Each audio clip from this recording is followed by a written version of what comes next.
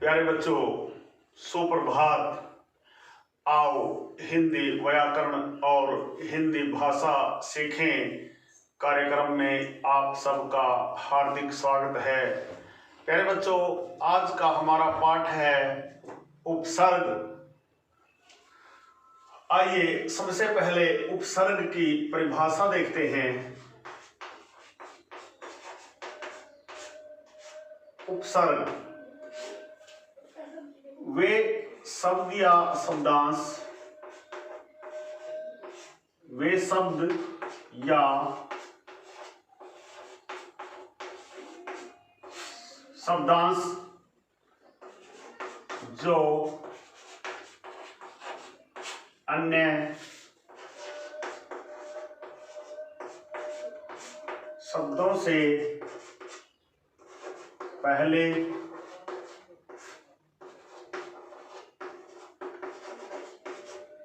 जुड़कर।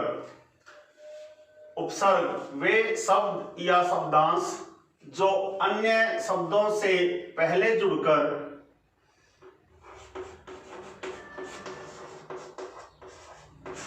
नया शब्द बनाते हैं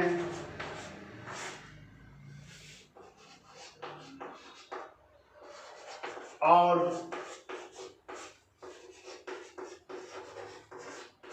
उनके अर्थ में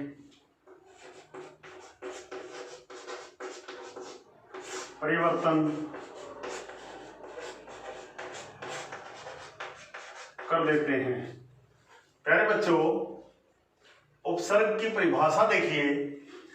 वे शब्द या शब्दांश जो अन्य शब्दों से पहले जुड़कर नया शब्द बनाते हैं और उनके अर्थ को बदल देते हैं।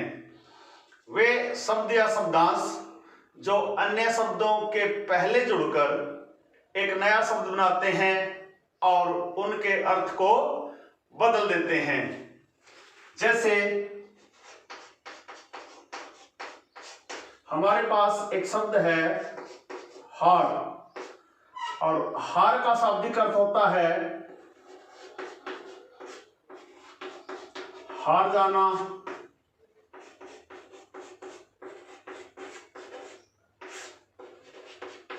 पराजित हो जाना, या गले का हार, फूलों का हार, गले में पहने जाने वाला हार, फूलों का हार, या हार जाना। इस हार शब्द का जो शाब्दिक अर्थ है वह है हार जाना या पराजित हो जाना। इसके अलावा गले का हार, फूलों का हार, इस अर्थ में भी आप हार शब्द के अर्थ मान सकते हो। प्यारे बच्चों, अब किस प्रकार हार शब्द के आगे, हार शब्द के प्रारंभ में उपसर्ग जुड़ने से किस प्रकार इनके अर्थ बदलते हैं, आइए देखते हैं। हमारे पास है हार शब्द। यदि हार के आगे हम पर उपसर्ग जोड़ देंगे, प्र जमा हार, ये हो जाएगा प्रहार। प्र जमा हार, प्रहार, और प्रहार का अर्थ होता है चोट करना। इसी प्रकार अगर हार के आगे हम आ उपसर्ग जोड़ देंगे, आ से हो जाएगा आहार। आहार होता है खाना या भोजन। इसके बाद यदि आप हार शब्द के आगे सम उपसर्ग जोड़ देंगे तो इसका अर्थ हो जाएगा संहार। सम जमा हार, संहार, और संहार का अर्थ होता है मारना। प्यारे बच्चों, देखिए किस प्रकार हार शब्द उपसर्गों के प्रयोग से अर्थ बदल रहा है। कहाँ तो हार शब्द का अर्थ हार जाना या पराजित हो जाना या गले का हार, फूलों का हार था, लेकिन प्र उपसर्ग लगते ही इसका अर्थ चोट करना हो गया, प्रहार हो गया। आ उपसर्ग लगते ही यह आहार बन गया, जिसका अर्थ होता है खाना या भोजन। सम उपसर्ग लगते ही हार का अर्थ मारना हो गया। सम जमा हार संहार, और संहार होता है मारना। प्यारे बच्चों, आइए हार शब्द के साथ कुछ और उपसर्गों का प्रयोग करके नए शब्द बनाते हैं और उनका अर्थ देखते हैं। जैसे आप यदि गु जमा हार, क्या हो जाएगा? गुहार, गुहार लगाना, प्रार्थना करना, निवेदन करना, प्रार्थना। अगर नी उपसर्ग का प्रयोग कर दिया जाए तो फिर हो जाएगा निहार। निहार का मतलब निहारना, देखना, देखना। और देखिए प्रति, प्रति जमा हार,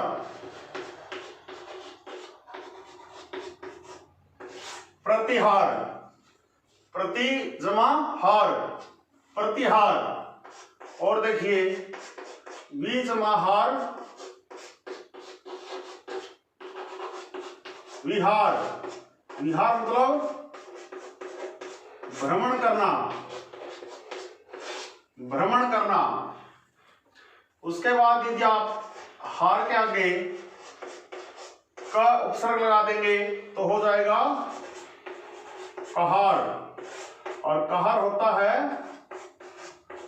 डोली उठाने वाला, डोली उठाने वाला। कहारो, डोली उठाओ। प्यारे बच्चों, देखिए उपसर्ग का हिंदी व्याकरण और हिंदी भाषा में कितना महत्व है।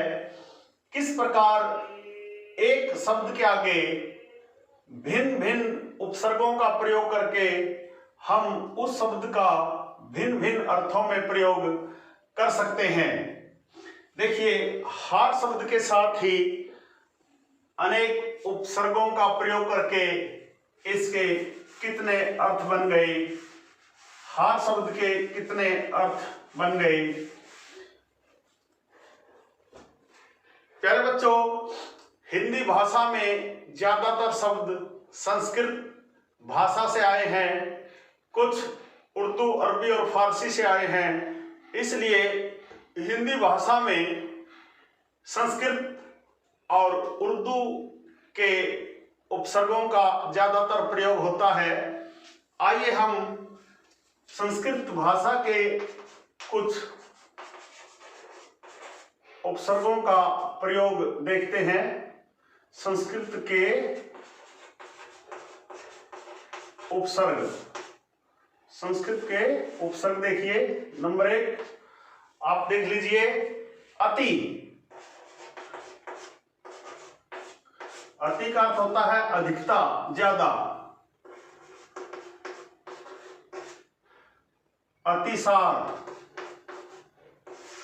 अति, अति का अर्थ होता है ज्यादा।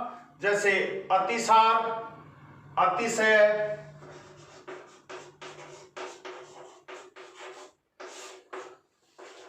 अत्यंत, अत्यंत।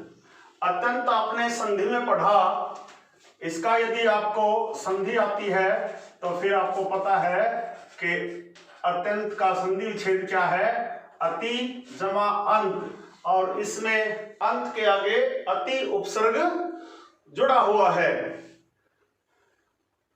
अति अंत से पहले जुड़कर इसका अर्थ बदल रहा है, और यहां ई का यह बन जाता है, इसलिए यहां अति उपसर्ग का प्रयोग हुआ है।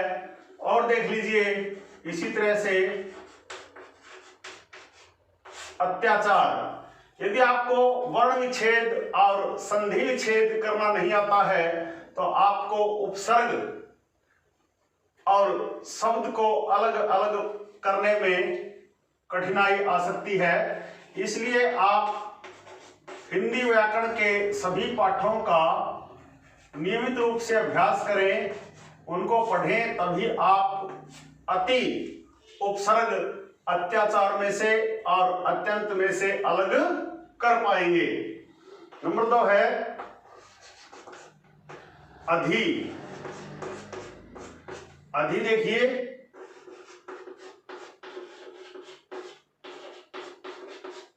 अधिगम,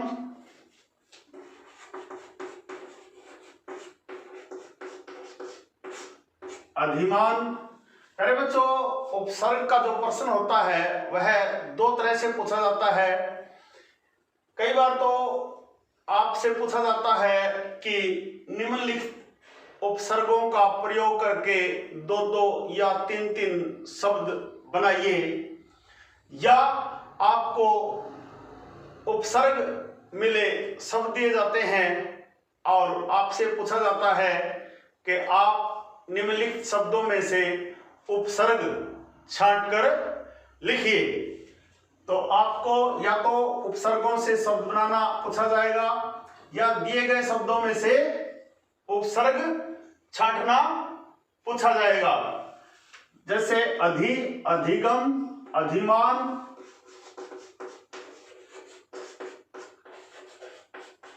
अधिकारी, अध्यक्ष।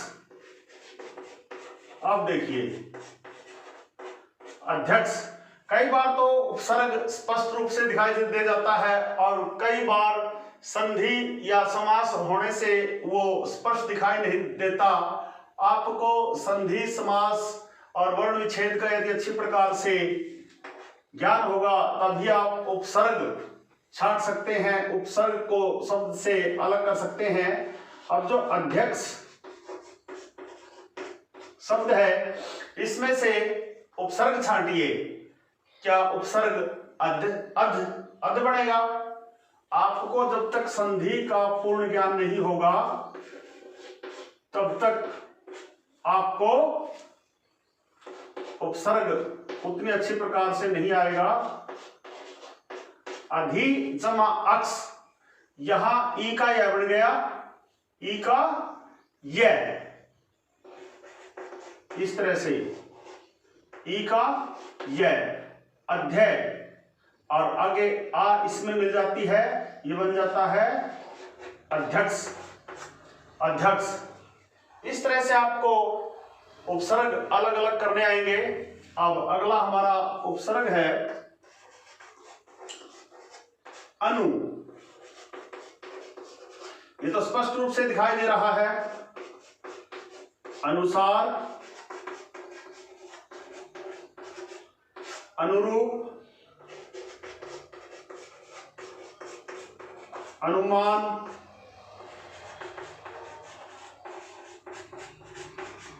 अनुशासन। पहले बच्चों, ये वो उपसर्ग हैं जो आपको स्पष्ट रूप से दिखाई देते हैं, लेकिन कुछ संधि और समास के रूप में मिल जाते हैं शब्दों के साथ। उनको अलग अलग करने के लिए आपको संधि, समास और वर्ण विच्छेद का पूर्ण ज्ञान होना अनिवार्य है। पहले बच्चों, उपसर्ग के बारे में नोट कर लीजिए। नंबर 1, उपसर्ग जो होते हैं वो शब्द या शब्दांश होते हैं। उपसर्ग शब्द या शब्दांश होते हैं। उपसर्ग अन्य शब्दों से पहले लगते हैं, अन्य शब्दों से पहले लगते हैं। कई बार असमंजस की स्थिति बन जाती है परिभाषा से ही कि शब्दांश शब्दों के आगे, आगे किसको मानोगे आप? कोई शब्द लिखा आपने, उससे आगे, या शब्द लिखने से पहले, पीछे, पीछे या आगे की बजाय आप यहाँ पहले शब्द का प्रयोग करेंगे। कि उपसर्ग वे शब्द या शब्दांश होते हैं जो अन्य शब्दों से पहले जुड़कर उसके अर्थ को बदल देते हैं और एक नया शब्द बनाते हैं। प्यारे बच्चों, आइए उपसर्ग के और उदाहरण देखते हैं और प्रयोग करके देखते हैं। अगला हमारा शब्द है अप। अप का अर्थ होता है बुरा, अपमान, अपव्यय, अपयश। अप, अपमान, अपव्यय, अपयश और अपशब्द, बुरे शब्द यानी के गाली। उसके बाद देखिए अभी, अभी, अभियान, अभियान, अभिमान, अभिसार और अभ्युदय। अभ्युदय। अब इसके अंदर देखिए किस तरह से यहां आप कैसे छांटोगे। जब तक आपको संधि नहीं आएगी तब तक आप इस उपसर्ग को अलग नहीं कर पाएंगे। अभ्युदय, इसके गहराई में जाइए, इसका संधि विच्छेद करके देखिए। यदि आपको संधि आती है अभी जमा उदय, अभ्युदय। अब ई का य, ई के बाद भिन्न स्वर आने पर ई को य, उ को व और री को र हो जाता है। आप ध्यान कीजिए, अभी जमा उदय। अब यहां बच गया अब बिना स्वर का और ए का बन गया य और आगे उदय था। तो अब देखो हम ऐसे लिखते हैं, यह में उ मिल गया और अभ्युदय। इस तरह से अभ्युदय, इसका उपसर्ग होगा अभी, इसका उपसर्ग होगा अभी, अभ्युदय, अभी। और देखिए आ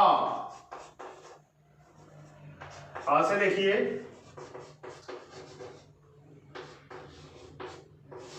आकाश। अभी आ उपसर्ग जो है आकाश, आदान, आजन्म, आ तक, आ का मतलब तक, आकाश, आदान, आजन्म, आजीवन, आजीवन। और देखिए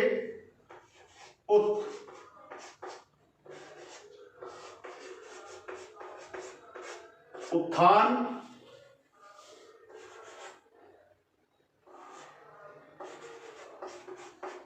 उत्कर्ष, उत्पत्ति,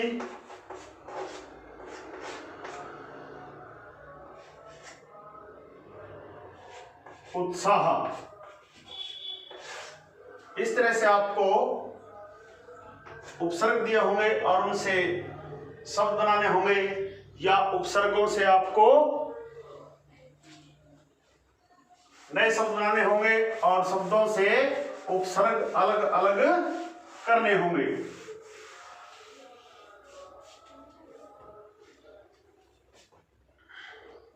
प्यारे बच्चों, आइए कुछ और उपसर्ग देखते हैं। उद, उद से उद्गार, उद्घाटन, उद्गार, उद्घाटन,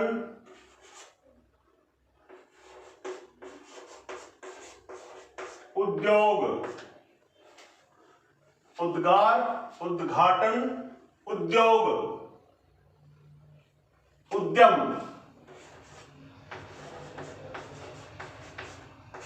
उद्यम, उद के बाद देखिए अव,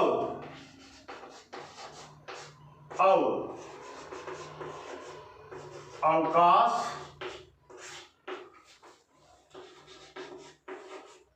अवमानना,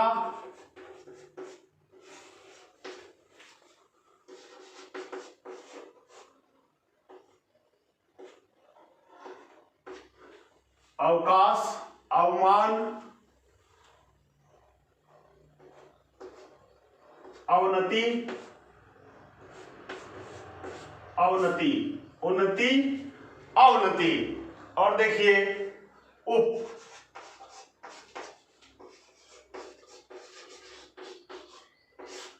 उपकार,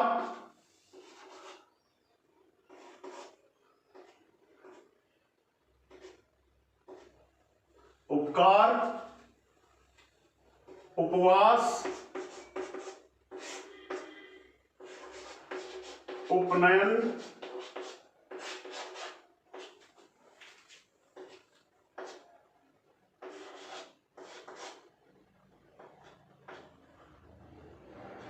उपनाह, उपनाह होता है जुत्ते, उपाय,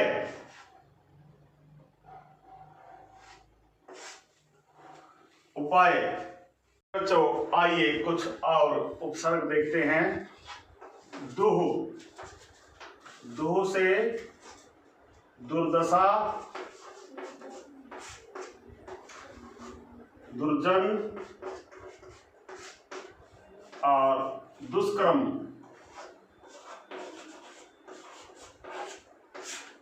दुष्कर्म, दुराचार।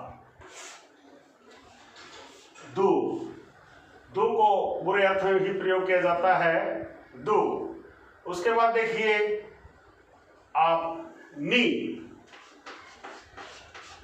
नी, नी से निसार, निकृष्ट, निकृष्ट,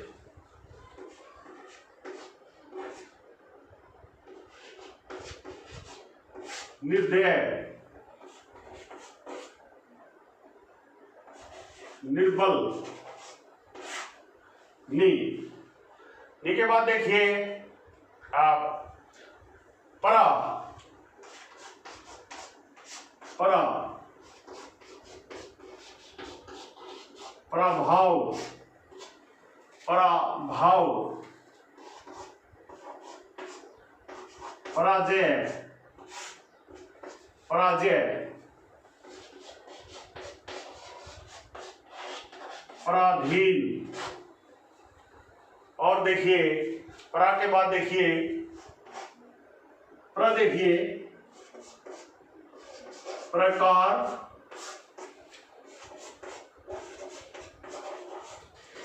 प्रबल, परिणाम, प्रशासन। ये थे दु, नी, प्रा और प्र से बनने वाले शब्द जो आपको स्पष्ट रूप से दिखाई दे रहे हैं। दु में जो विसर्ग होती हैं, विसर्गों का कहीं रह बन जाता है, कहीं स बन जाता है। ये बात आपको संधि में अच्छी प्रकार से समझा दी गई थी। अब देखिए प्री,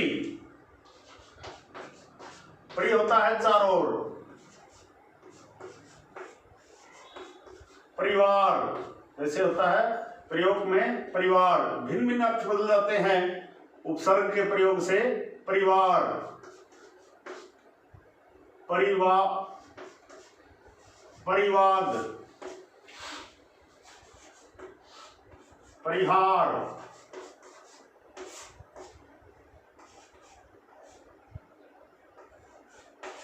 परिहास, परिवार, परिवाद, परिहार और परिहास। वी, वी से देखिए विवाद,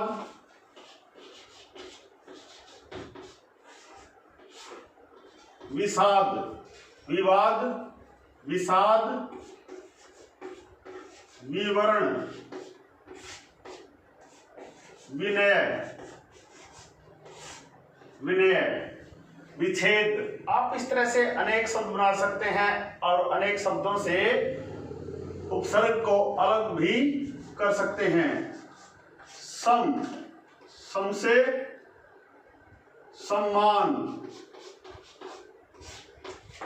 संहार, संसार।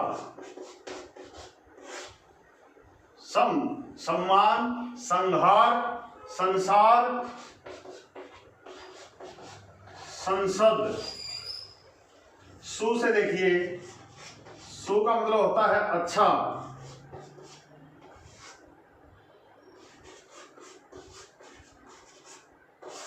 सुयोग्य, सुपुत्र,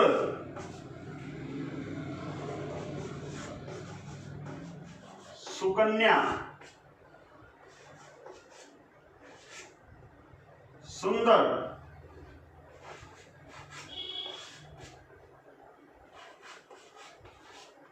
सुधार। इस तरह से स्पष्ट दिखाई देने वाले उपसर्ग हैं। प्यारे बच्चों, यह थे संस्कृत भाषा के उपसर्ग। प्यारे बच्चों, आइए हिंदी भाषा के कुछ उपसर्ग देखते हैं। जैसे ऐसे बनता है अज्ञान, अज्ञान। असत्य, अनाम, अनमोल। अन से देखिए, अन से अनपढ़, अनदेखा,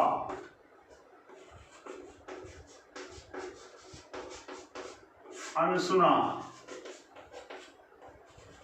अनहोनी, अनहोनी। अध, अध से अधपका,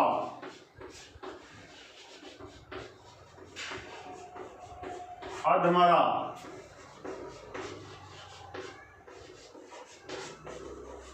अधखिला। उन से देखिए, 49 गिनती में प्रयोग होता है उन, 49, 59 और 69। इसी प्रकार 79। औ से देखिए, अवसाद, अवमानना। कु, कुपुत्र, कुपुत्र।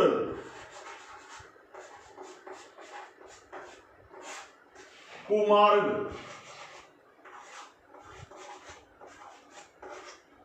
कुकर्म।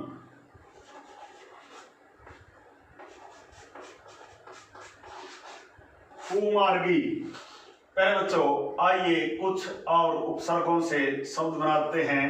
जैसे नी, नी से निडर, निकम्मा,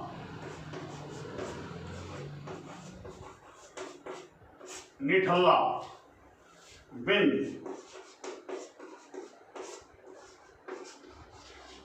बिन देखा, बिन चखा,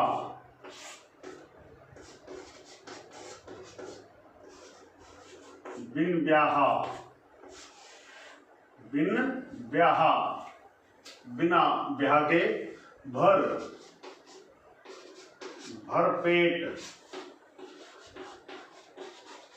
भरपूर, भरसक,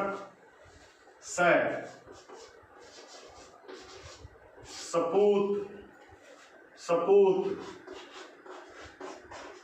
सजग,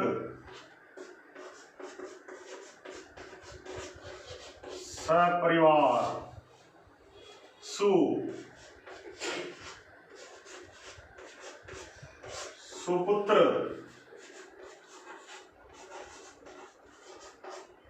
सुकन्या, सुधार, कैसे कपूत।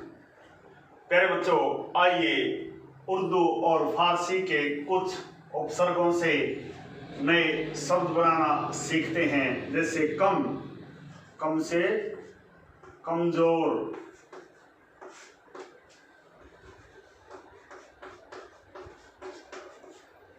कमसिन, कम, कम से कमजोर, कमसिन, कमबख्त, खुश, खुश से खुशहाल, खुशहाल, खुशदिल, खुशहाल, खुशदिल और खुशबू, खुशखबरी, अल से अलबत्ता और अलमस्त, अलमस्त, गैर,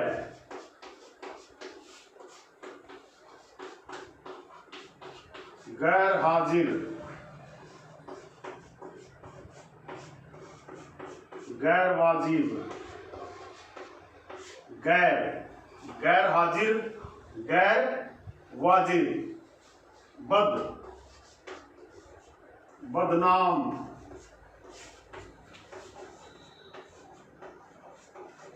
बदहवस, बदहवास,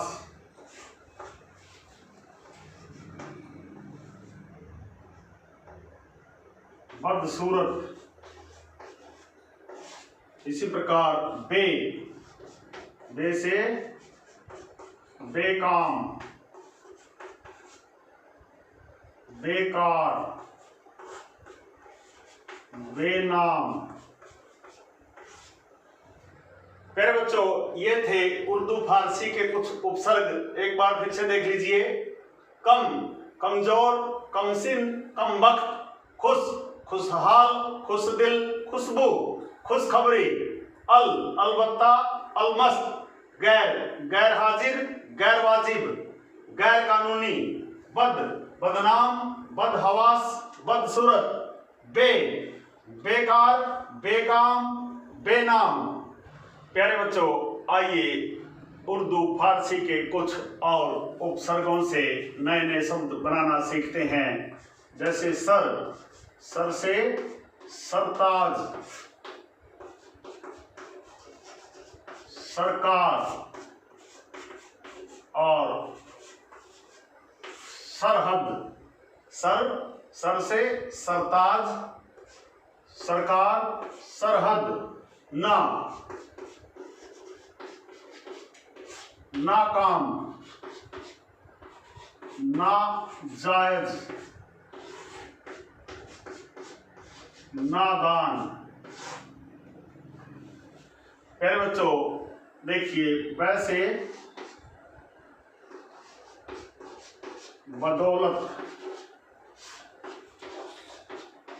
बनाम, बनाम, बाकायदा, बासे बाकायदा,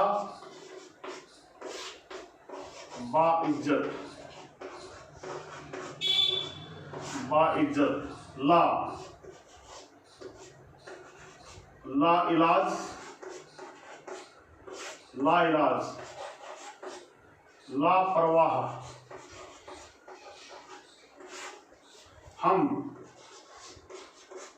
हम सफर,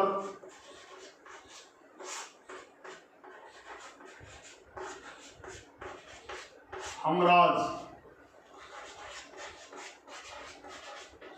हम वतन। सर, सरताज, सरकार, सरहद। ना, नाकाम, नाजायज, नादान। बदौलत, बनाम, बा से बाकायदा, बाइज्जत, ला से लाइलाज, लापरवाह, हम सफर, हम राज। प्यारे बच्चों, आजकल उर्दू फारसी की तरह अंग्रेजी भाषा के उपसर्गों का भी हिंदी भाषा में खूबसूरती के साथ प्रयोग होने लगा है। आइए कुछ अंग्रेजी भाषा के उपसर्ग देखते हैं जो आजकल भली भांति हिंदी भाषा में प्रयोग हो रहे हैं। सब, जैसे सब जज, sub committee, deputy, deputy minister, deputy minister, deputy registrar, deputy registrar. उसके बाद चीफ,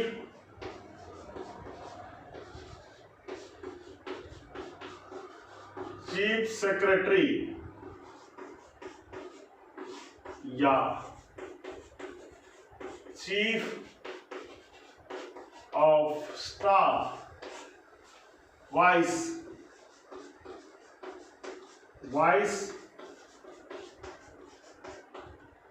प्रिंसिपल,